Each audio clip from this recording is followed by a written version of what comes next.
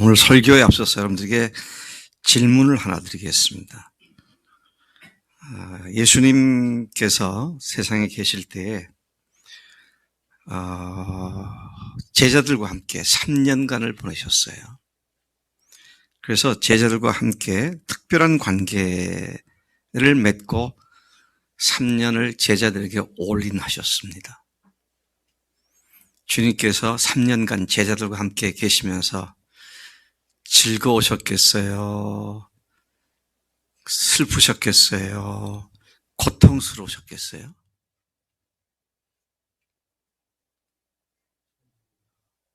네? 세 가지 다.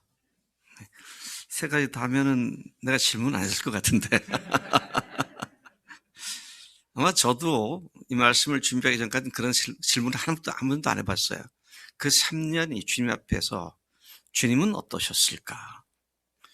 근데 주님께서 대하셨던 그들은 정말 예수님을 따르는 일에 희생 대가를 지불했거든요. 가족을 버렸죠. 직업을 포기했죠. 그냥 주님을 좇는 일에만 전심전력했습니다. 우리 교회에 신학생들 말고요. 또 목회자나 누구도 말고 그 교인 중에 누군가가 한 두세 사람만 나는 주님 말씀에 전폭적으로 순종하기 위해서 직장 그만두겠다. 그리고 교회에서 한 푼 안 주더라도 내가 교회 일에만 전심전력하겠다.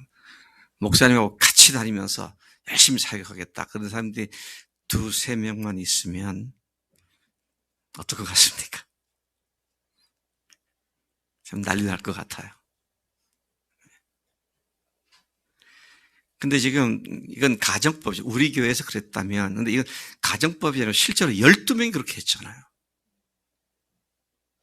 정말 자기 인생을 다 건 것이죠.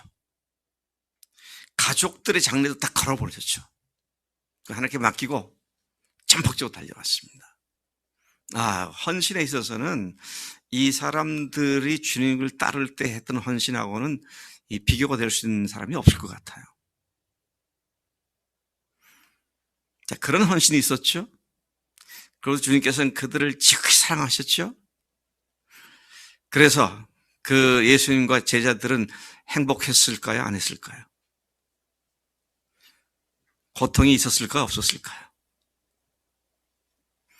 제가 묵상하면서 소스라치게 놀란 사실은 3년간 예수님께서 참 제자들 때문에 가슴 졸이셨겠구나. 정말 끝까지 마지막 순간까지 가슴을 졸이셨겠구나. 끝까지 제자들 때문에 예수님께서 마음이 계속 안정이 안 되셨겠구나. 왜 그랬을까요? 그들의 헌신은 대단했지만 그들이 믿고 기대한 예수님은 전혀 예수님의 실체하고는 다른 것이었습니다. 이런 비극이 세상에 또 있을까요? 네? 이런 비극이 또 있겠어요? 남녀가 사랑을 한다. 사랑하면 미치죠. 미치니까 자나 깨나 그 사람에게만 생각이 있고 그 사람과 만나게 되고 만나고 또 헤어지면 또 만나고 싶고 그랬는데 결혼은 안 한다. 그 뭐예요? 그 시간이 아무리 재미있고 좋았어도요. 그것은 큰 상처가 되고 말 겁니다. 그런데 예수님을 제자들은 메시아로 믿었잖아요. 그래서 다 전폭적으로 헌신했습니다. 근데 정작 예수님은 이스라엘 나라의 왕권을 선포하고 이스라엘을 다스리고 통치하시는 왕으로 오신 분이 아닌데 제자들은 마지막 순간 언저리까지도 그렇게 알고 쫓아갔다는 거잖아요. 우리가 지금 읽은 성경 본문은 요한복음 16장에 나오는 말씀입니다. 여러분 잘 아신 대로 요한복음 16장은 13장부터 17장까지 마가의 다락방에서 마지막 날 밤 유대인의 전통에 따라서 유월절 만찬을 네다섯 시간 했던 그 자리였습니다. 그날 저녁에 주님은 그 다음날 새벽에 체포를 당하셨고요. 그 다음날 아침 9시에 전격적으로 십자가에 처형을 당하십니다. 그러니까 지금 이 본문을 읽은 이 상황은 아주 긴박하고 긴장감이 흐르는 그런 시간입니다. 이 시간이 지나고 나면 어쩌면 영원히 제자들은 예수님을 전혀 모른 채 떨어져 나갈 수도 있는 그런 상황입니다.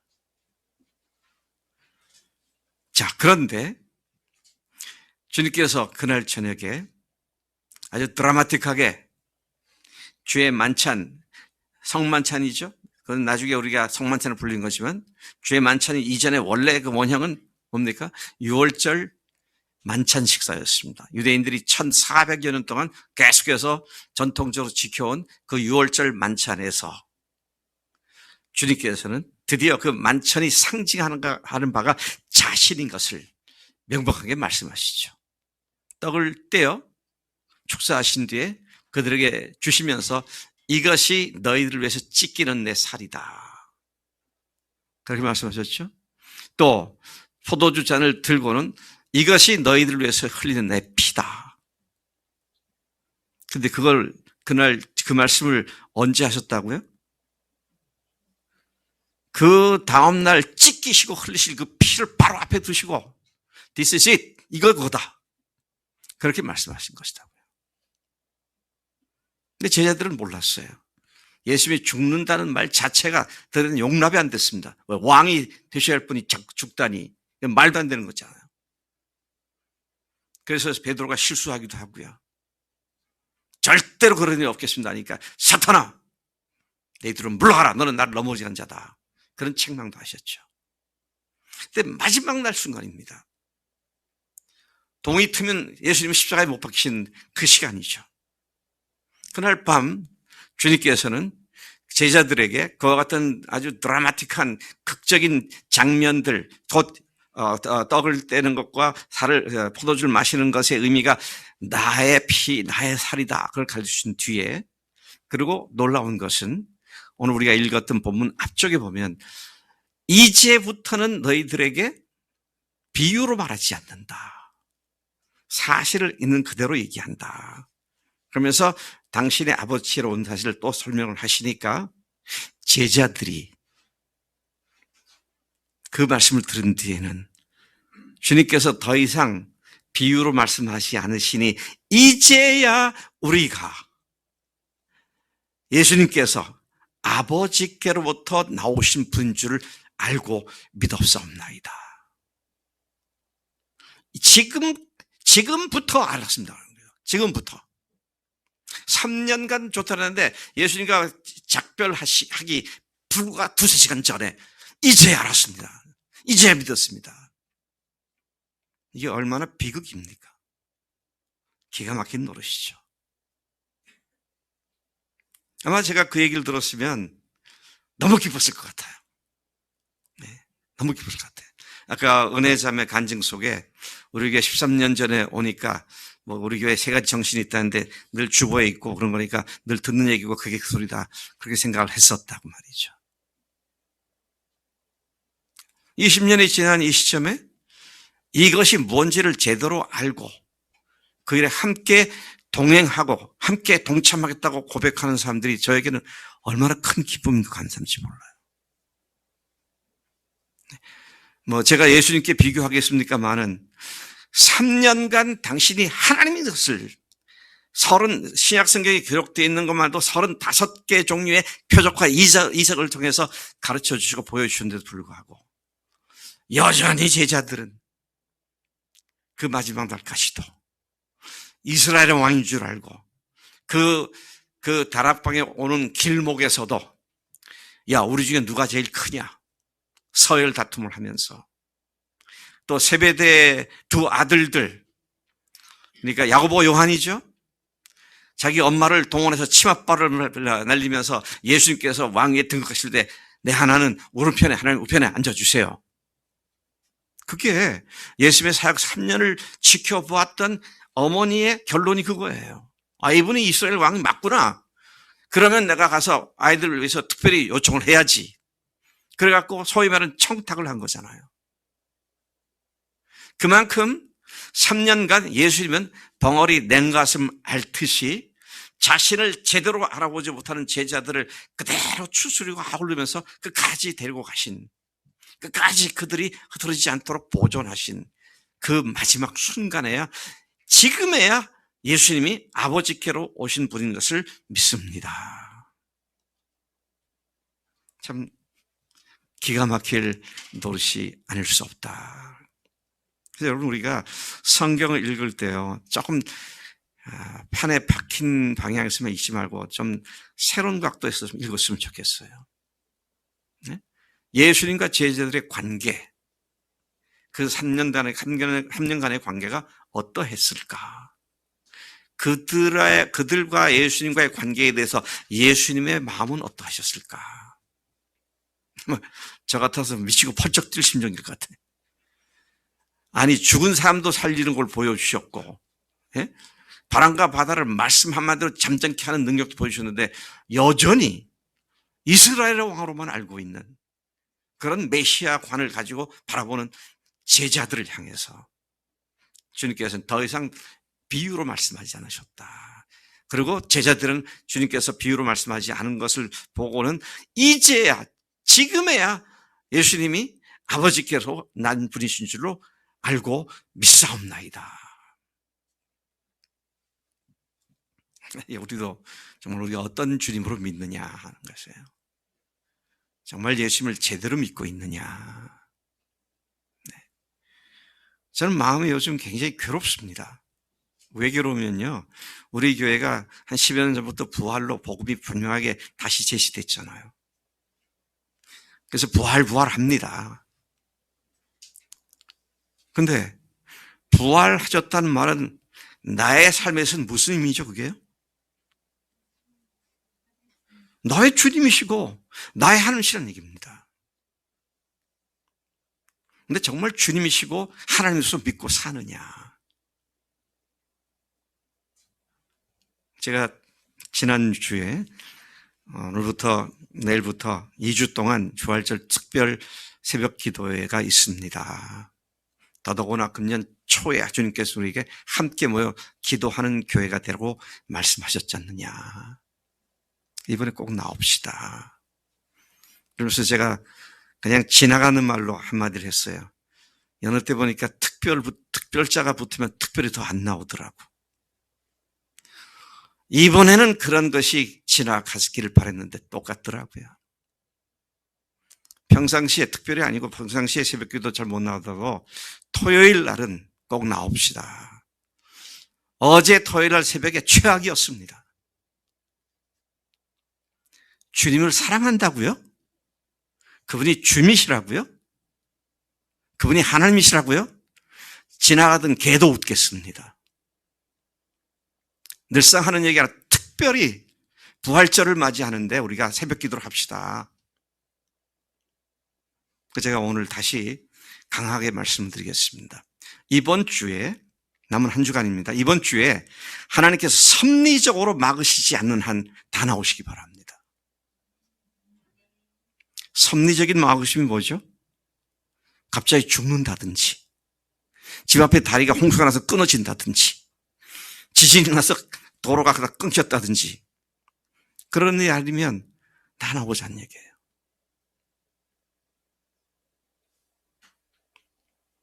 전주에서 여기까지는 섭리적인 막으심일 수도 있겠네.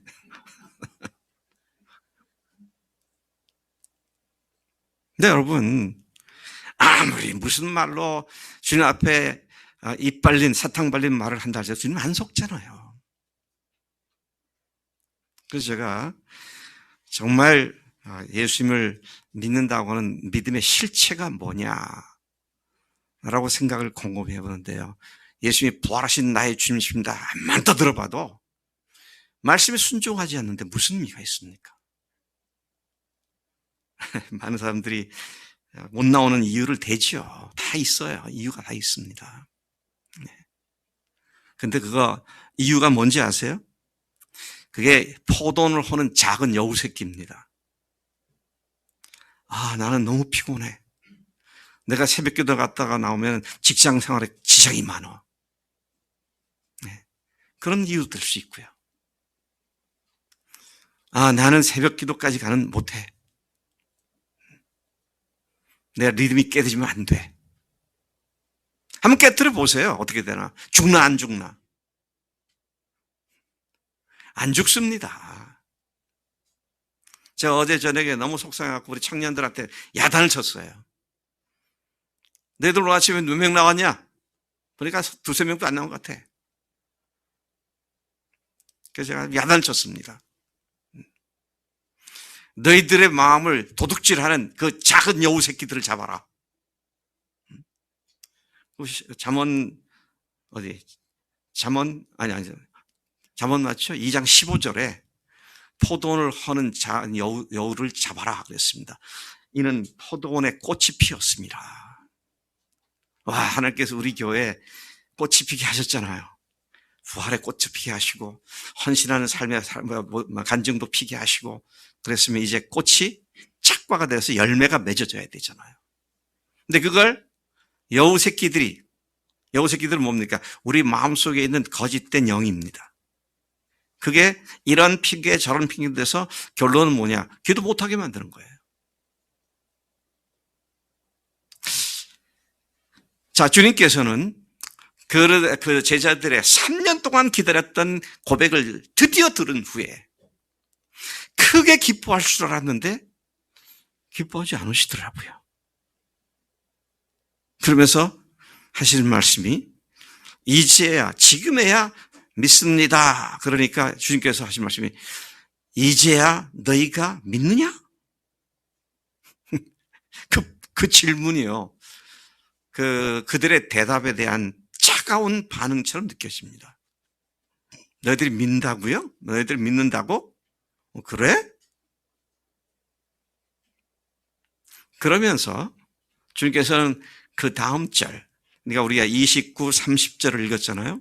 29, 30절부터 시작이 된 말씀인데 31절에 가서 보면은 예수께서 대답하시되 이제는 너희가 믿느냐 그랬습니다. 지금까지 안 믿었던 얘기잖아요. 하나님을 안 믿었던 얘기입니다. 온 인류의 주님이라는 사실을 몰랐던 얘기예요. 안 믿었던 얘기예요. 이제는 알았다 그랬고 믿는다 그랬잖아요. 이제 비로소 알았습니다. 믿는다 그랬어요. 근데 주님께서 좋다. 이제 새로운 소망이 보이는구나. 그렇게 말씀하지 않고요. 거기다 또 찬물을 쫙 껴넣는 듯한 말씀하시잖아요. 뭐라고 그러십니까? 32절을 한번 같이 읽어보겠습니다. 시작. 보라, 너희가 다 각각 제 곳으로 흩어지고 나를 혼자 둘 때가 오나니 벌써 왔도다. 그러나 내가 혼자 있는 것이 아니라 아버지께서 나와 함께 계시느니라. 와, 이 제자들이 이 말씀을 들었을 때 어떤 생각을 했을까? 참 야속하다는 생각을 했을 것 같아요. 가족 다 버리고 직장 다 버리고 3년간 쫓아다녔고 지금 끝까지도 계속 따라다니고 있는데 그래서 우리가 또 그래도 믿는다고 또 고백도 했는데 고작 하신다는 얘기가 날 버릴 거다. 나 다 배신할 거다. 이런 말씀하신 거죠.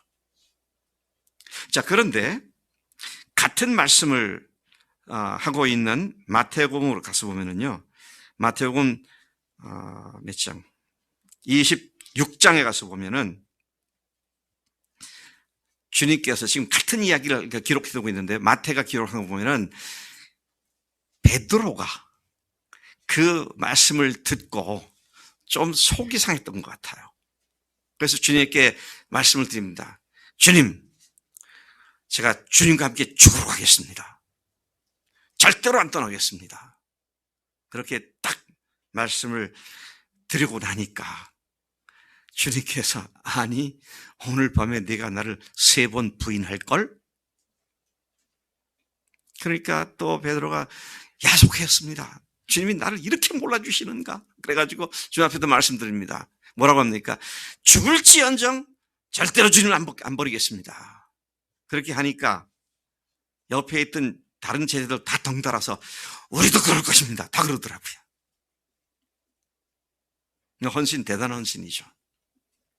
근데 주님께서는 그들의 믿음이 참된 믿음이 아니라고 생각하지는 않았던 것 같아요. 그런데 그 믿음이 신라 같은 믿음인 걸 알고 계셨습니다. 그 믿음이 미미한 믿음인 걸 알고 계셨어요. 그 믿음이 시시한 믿음이라고 하셨어요. 그래서 주님께서는 그런 믿음 가지고는 이 말씀하시지 불과 한두 시간 후에 주님 체포당하셨잖아요. 그때 다 도망갔습니다. 한두 시간 후면은 그렇게 될 것을 이미 보시고 너희들이 그 믿음 갖고는 안 되는 거야. 정신 똑바로 차려. 그런 의미로 이런 말씀을 들춰내신 것을 본다고 하시죠. 물론 이때는 아직 죽으시고 부활하신 사건 전의 일입니다. 이 말씀하시고 그 다음날 죽으셨고 나흘 후에 부활하셨잖아요. 이 말씀하신 때로부터 나흘 후에 부활하셨습니다. 주님 그걸 보셨죠. 지금 미미하고 시시하고 연약하지만 내가 죽고 부활하게 되면 저들의 눈이 떠지게 될 것이고 나와의 관계가 무엇인지 알게 될 것이고 게다가 그로부터 50일 후에 임재하실 성령의 강림이 이루어지면 저들의 신락 같은 믿음이 강한 믿음이 돼 세계로 뻗쳐져 나가서 복음을 위해서 헌신하고 순교까지 갈 것을 바라보시면서 주님께서 그 말씀을 하신 것이다. 그 사실을 알게 됩니다. 오늘 우리가 읽지는 않았습니다만 이 본문 뒤에가 바로 뒤따라 나오는 것이 우리가 지금 33절까지 읽었잖아요. 34절에 해당하는 77장 1절입니다. 이 말씀 바로 뒤에 사도행전 요한복음 17장은 장 전체가 예수님의 기도장이잖아요. 그날 저녁 제자들과 예수님과의 관계를 확인한 후 예수님께서는 제자들과 생겨날 교회를 위해서 개인 기도를 하셨습니다. 그래서 이 기도를 이끌어서 예수님의 제사장적 기도다. 그렇게도 말을 하고 어떤 사람은 예수님의 중보 기도다.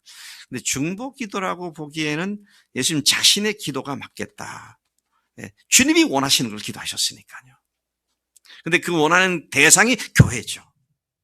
교회라는 입장에서 보면 중보를 말하고 할 수 있고 주님의 입장에서 보면 주님의 기도를 하신 것이고 어쨌든 간에 주님께서는 이 일이 있고 난 이어서 기도를 하시는데 참 깜짝 놀랄 말씀을 하십니다. 지금부터 하시는 말씀은 기도입니다. 제대로 가르치는 게 아니에요. 기도를 하면 아버지께 드리는 말씀입니다. 근데 그 17장, 한번 지금 여러분들이 16장이니까요. 17장에 가서 보면 제자들에게 했던 그분의 말씀의 어조하고는 완전히 다른 어조로 하나님 앞에 이들에 관한 말씀을 드리고 있는 것입니다. 자, 어떻게 말씀드리고 있는지 한번 보겠습니다. 자, 5절부터 한번 같이 읽어보겠습니다. 5절부터 8절까지 5절부터 8절까지 같이 한 목소리 읽겠습니다. 시작. 아버지여, 창세 전에 내가 아버지와 함께 가졌던 영화로서 지금도 아버지와 함께 나를 영화롭게 하옵소서. 세상 중에서 내게 주신 사람들에게 내가 아버지 이름을 나타내었나이다. 그들은 아버지의 것이었는데 내게 주셨으며 그들은 아버지의 말씀을 지켰나이다. 지금 그들은 아버지께서 내게 주신 것이 다 아버지께로부터 온 줄을 알았나이다. 나는 아버지께서 내게 주신 말씀들을 그들에게 주었사오며 그들은 이것을 받고 내가 아버지께로부터 나온 줄을 참으로 아오며 아버지께서 나를 보내신 줄도 믿었사옵나이다. 신라 같은 믿음인데 그 믿음을 가지고 하나님께 이들로 말미암아 아버지가 영광을 받으셨고 아들이 영광을 받았습니다. 아버지께서 내게 주신 걸 저희들에게 전했더니 이들이 그것이 아버지께로 온 줄 알고 아버지를 믿고 또 나를 믿었습니다. 조금 전에 하신 말씀과는 전혀 시각이 다른 각도에서 기도하신 모습이죠. 저는 이 말씀을 묵상하다가 참 충격을 받았어요. 지난주 우리가 큐티 말씀이 나온 거 아닙니까? 정말 제가 충격을 받았어요. 제자들의 신락 같은 믿음에서는 아주 냉철하게 차갑게 팩트에 직면하게 하시면서 그런데 그 신락 같은 믿음을 가진 그들을 보고 아버지 앞에 이렇게 기뻐하며 하나님께서 영광을 받으셨다고 이런 기도를 하셨구나. 야, 참 주님은 우리의 연약한 믿음을 할지라도 그 믿음을 기뻐하신 줄로 믿습니다. 그걸로 족하다가 아니죠. 앞에서 그들에게 냉철하게 말씀하신 거 그거로 족하지 않다. 더 굳세 믿음 가운데 들어가도록 해야 한다. 그렇지 않으면 나를 다 배반하고 만다. 이제 이런 말씀하신 거잖아요. 그러니까 이제는 주님의 그 사랑에 더 깊이 들어가야 할 문제죠. 아까 말씀드렸습니다. 아직 죽으시고 부활하신 사건이 일어나기 전이었습니다. 주님은 그것을 바라보시면서 이들을 철저히 믿으셨고 기도를 하셨죠. 그리고 죽으셨습니다. 그때 예수님이 말씀하셨어요. 다 도망갔습니다. 그런데 그때로부터 나흘 후에 예수님이 장사지 4월 후에 예수님께서 무덤에서 부활하셨을 때 실망으로 가득 찼던 제자들이 다시 하나둘 모이기 시작을 했죠. 그리고 부활하신 예수님을 만나는 경험들을 통해서 그들은 이전과는 전혀 다른 사람들로 변화돼 갔습니다. 그리고 급기야는 복음을 위해서 예수님을 위하여 생명을 버리는 순교 자리에 담대하게 나가는 그런 변화가 된. 근데 그 시작이 무엇부터 시작했다고요? 신락 같은 믿음부터 시작된 겁니다. 그것을 하나님께서 귀하게 보셨기 때문에 그들에게 주어지는 하나님의 놀라운 성령의 능력이 그들의 삶을 완전히 바꿔버린. 여러분, 우리는 예수님이 죽으시고 부활하신 이후 시대에 살고 있는 우리들입니다. 우리는 한눈에 그걸 다 보고 있습니다. 따라서 우리는 예수님 앞에 내 자신을 철저히 부정하지 않으면 이 능력 가운데 들어갈 수가 없어요. 내가 완전히 죽어야 주님이 사실 수 있는 것이죠. 그러니까 은혜 자매의 이게 가운데 1918년에 있었던 혹독한 1년간의 고통, 그 고통 속에서 은혜 자매가 내린 결론은 뭡니까? 아, 내가 내 자식도 내가 못 기르겠다. 주님 알아서 하세요. 나는 이제 못하겠습니다. 그게 제가 그때 그 간증을 기억해요. 하루가 멀다고 학교에 불려가고 애 때문에 문제가 돼가지고 막 그런 어려움이 있었잖아요. 그걸 다 내려놓고 나니까 주님께서 은혜 자매를 전혀 다른 사람으로 바꿔놓으셨잖아요. 여러분, 예수님이 주님이란 말은요, 그분 안에서 나는 완전히 죽은 자입니다. 이것에 대한 고백이 따라야 그게 바로 된 말이죠.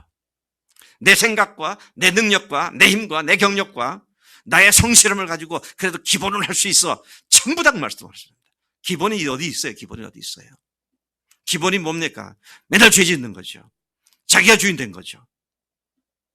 그러면서 기본으로 산다고요? 그러니까 문제죠. 자기 기본이 자기가 주인 된 건데 그 기본으로 산다니까. 주님 앞에 처절하게 나의 무능함과 내 죄악됨을 발견하고 주 앞에 엎드릴 때 그때 성령님께서 우리를 마음껏 쓰게 되시는 줄로 믿습니다. 그래서 저는 요즘 이 부활을 얘기하는 분들을 얘기할 때 볼 때 너무도 귀하다고 생각을 해요. 너무도 귀하기 때문에 저는 부활을 얘기하는 사람이 무조건 100% 받아들였습니다.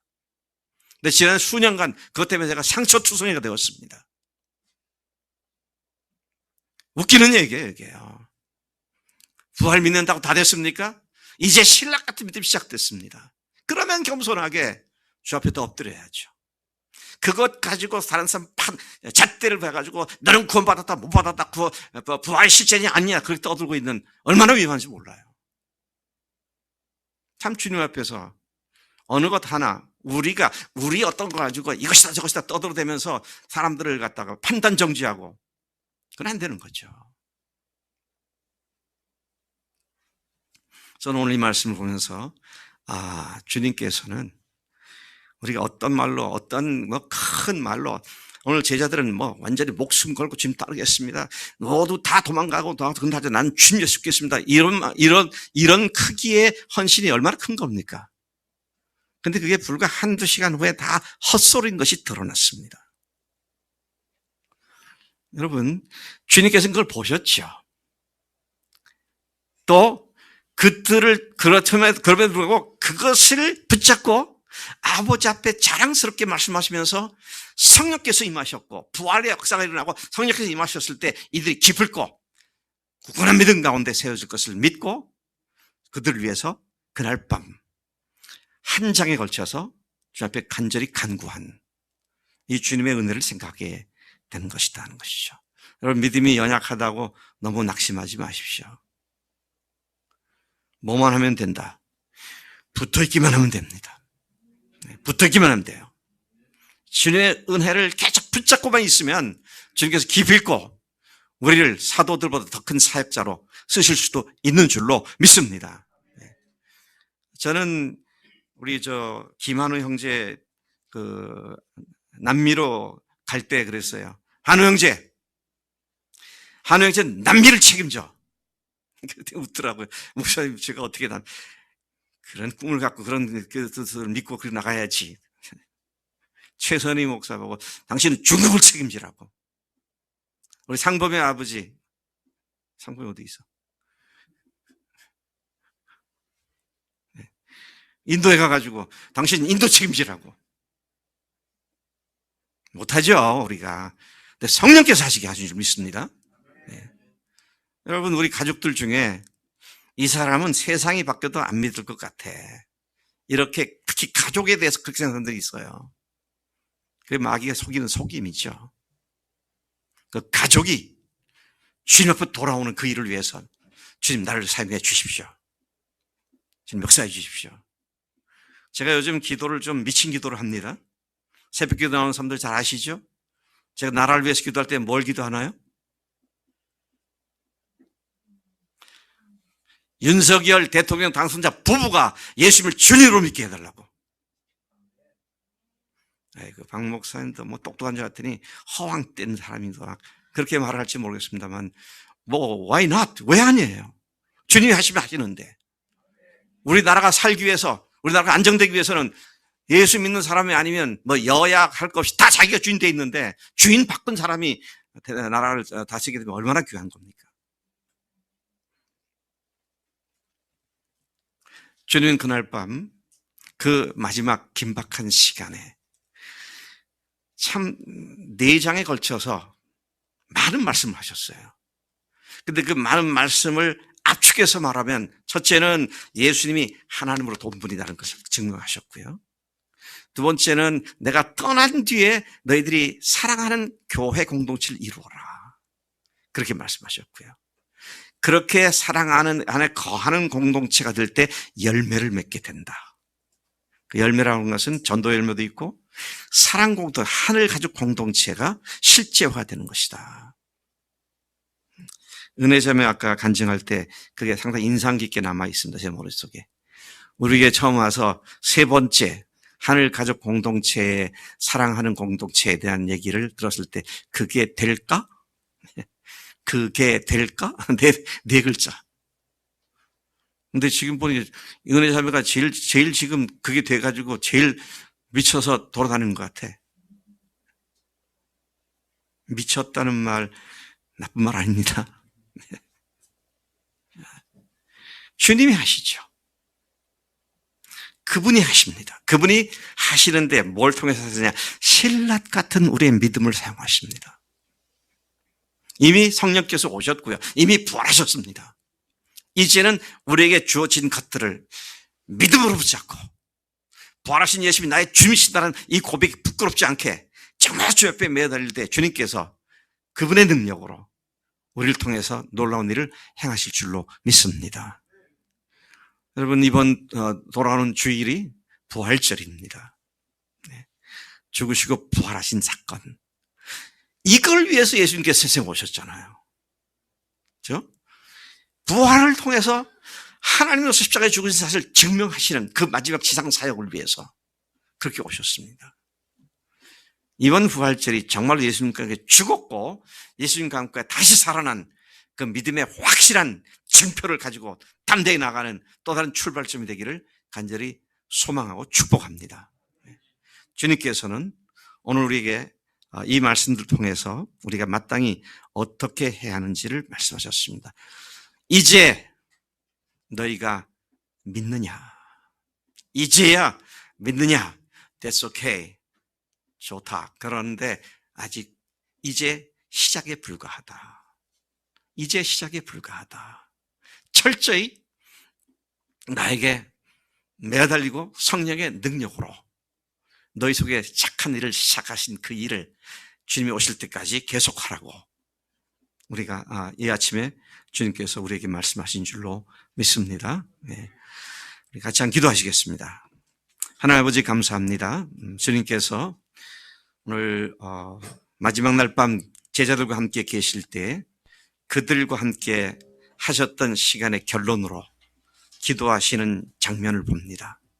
기도 바로 전에 그들의 믿음이 드디어 이제야 믿느냐라고 주님께서 질문하셨는데 그것이 시작인 것을 아직 너희들이 연약한 믿음이지만 반드시 이루게 될 것을 바라보시면서 연약함 가운데서 다시 또 우리를 세우시는 주님의 사랑을 나타내 주신 것 참으로 감사합니다. 하나님 앞에 기도할 때 그들의 그러한 상태이지만 기쁨과 즐거움과 감사함으로 영광을 받았다고, 아버지를 영광롭게 했다고, 저들로 말미암아 영광을 받았다고, 그렇게 기도한 주님의 그 믿음을 통하여 오늘 우리가 주님의 기쁨으로써 당당하게 주님과 함께 동행하는 삶을 통하여 주님의 놀라운 일들을 감당하는 주의 종들이 다 되도록 역사해 주실 줄로 믿습니다. 감사하고 예수님의 이름으로 기도를 쌉나이다. 아멘. 아멘.